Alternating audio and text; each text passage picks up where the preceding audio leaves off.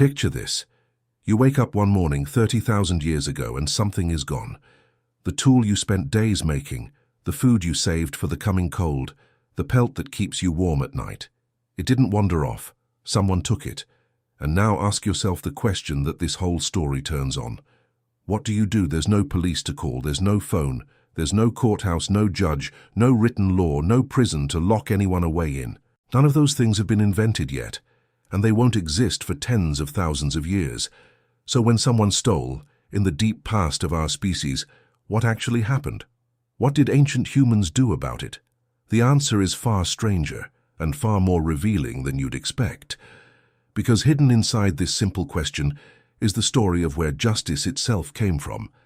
And it turns out that the way humans first dealt with a thief tells us something profound about who we are. Let's start with the most surprising fact of all. For the overwhelming majority of human history, there were no laws. Think about that. Our species has existed for around 300,000 years. Written law is barely 4,000 years old. So for something like 98% of our time on Earth, humans lived with no legal codes, no courts, no official punishments of any kind. And yet somehow, societies didn't collapse into chaos. People didn't just take whatever they wanted. So how on earth did it work? To understand that, you have to picture how our ancestors actually lived. For most of prehistory, humans lived in small bands, groups of maybe 20, 40, sometimes 100 people, nomadic, moving with the seasons, following the food. And here's the first thing that changes everything. When you're constantly on the move, you can't own much. You carry what you can carry, and nothing more. There were no houses full of possessions, no warehouses, no bank accounts. In many of these groups, the things that mattered most, especially food, weren't really private property at all. They were shared. In fact, among many hunter-gatherer peoples that anthropologists have studied, sharing wasn't just encouraged, it was expected, demanded. If you made a big kill, the meat was divided among the group. Keeping it all for yourself wasn't clever. It was shameful. So think about what that means for theft. In a world where so little was owned and so much was shared, the whole idea of stealing was thinner than it is for us. In some of these societies, the real offense wasn't taking too much. It was hoarding, refusing to share, being greedy while others went without. That was the behavior the group came down on hardest. But of course, people are people. Even in the closest, most sharing communities, someone eventually takes what isn't theirs. And here is where we find the first and most powerful tool that ancient humans used against theft. It wasn't a weapon. It wasn't a punishment. It was something invisible. And it was ruthlessly effective. Reputation. Imagine living in a band of 40 people where you have known every single face your entire life. There are no strangers. There is nowhere to hide. Everyone sees everything. And your survival, your literal ability to stay alive, depends completely on those people. You hunt together. You share food together. You protect each other from predators and from the cold. You cannot make it alone. Now, in a world like that, what happens if you get caught stealing? You don't go to jail. Something worse happens. Everyone knows, and they don't forget. Word travels through the whole group in a day, and suddenly, the person who took what wasn't theirs is marked. People watch them more closely, trust them less, share with them last. In a society built entirely on cooperation and trust, losing your good name was a catastrophe.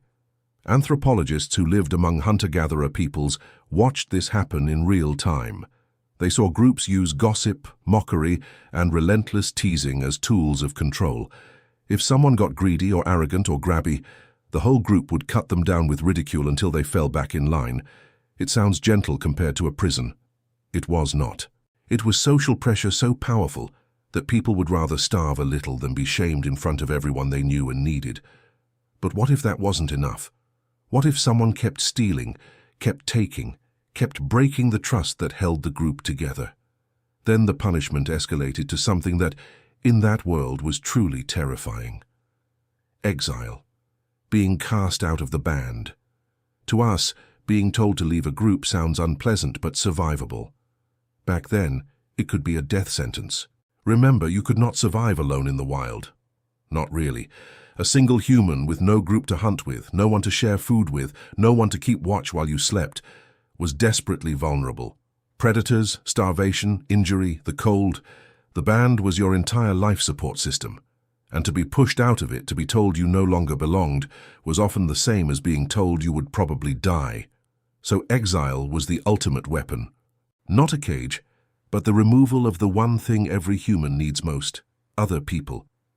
And in the most extreme cases, when a person became truly dangerous, a chronic troublemaker, a repeat offender who threatened the whole group's survival, something even more sobering could happen.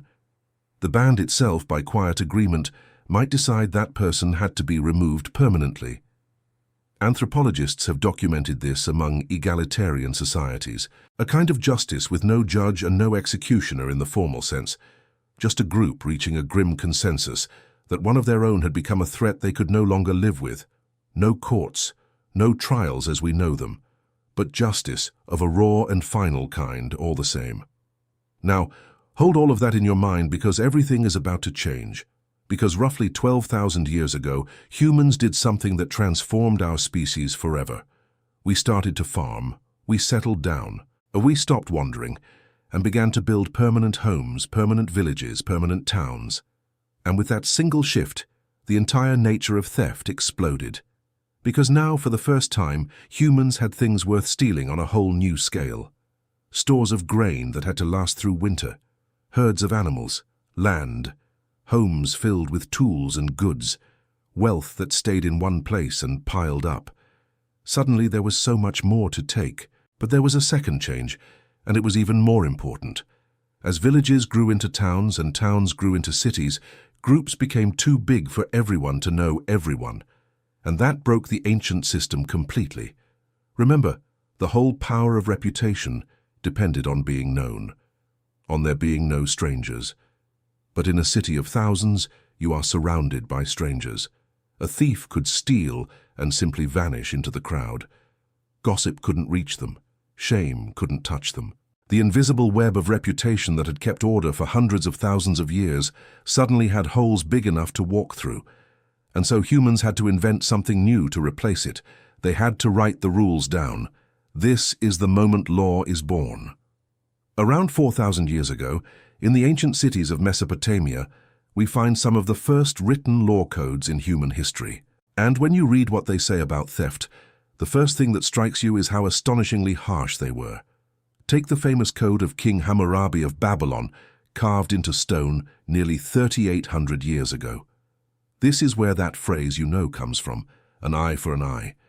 And on theft it is brutal. Steal from a temple or from the palace, and the punishment was death.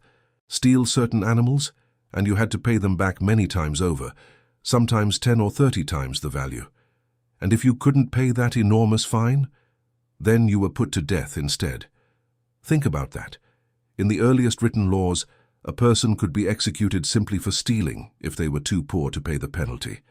The gentle shaming of the ancient band had been replaced by the sword of the state. And this harshness was everywhere in the ancient world. In ancient Egypt, theft could mean savage beatings, forced labor, or paying back double, triple, or more. And robbing a tomb, given the treasures buried with the dead, was one of the gravest crimes imaginable, investigated and punished with terrifying severity. In ancient Athens, an early lawgiver named Draco wrote a legal code so merciless that his name still lives on in our word draconian. Under his laws, people could be sentenced to death for stealing something as small as fruit or vegetables. And in early Rome, the law drew a sharp line. A thief caught in the act at night could lawfully be killed on the spot. A thief caught by day might be flogged and handed over to their victim. And for lesser theft, you often had to pay back double or even 4 times what you had taken. Across the whole ancient world, as societies grew large and impersonal, the response to theft turned hard, formal, and often bloody. So step back now and look at the whole arc, because a remarkable pattern emerges. In the beginning, when humans lived in small bands, justice for theft was about relationships. It was handled through reputation, through shame, through your standing among people who knew you. The punishment was social. The threat was losing your place among the only people you had. But as humans multiplied, as strangers replaced neighbors, that quiet relationship-based justice couldn't hold anymore. So we invented rules, written laws, states, courts, punishments enforced by strangers with authority, because the community that used to know you no longer did. We built external systems of justice to do the job that community reputation had once done all on its own. And here is the thought I want to leave you with, because it reaches right into your own life. Notice something about this whole story. The very idea of theft depends on the idea of ownership, on the line between mine and yours. In the deepest past, when humans owned almost nothing and shared almost everything, theft as we know it barely existed. In a strange way, theft is the shadow that appeared the moment we started to own things. It grew as our possessions grew, and the tools we built to fight it, from the shame of the band to the laws of the city, are really tools for managing a problem that our own success created. But notice one more thing. Even now, thousands of years later, with all our laws and courts and cameras and locks, that ancient force has never truly gone away. Reputation still shapes us. We still care deeply about being known as honest. We still feel the weight of what others think of us. The oldest tool our ancestors ever used against theft, the simple, powerful fact of being known, is still quietly at work inside every one of us.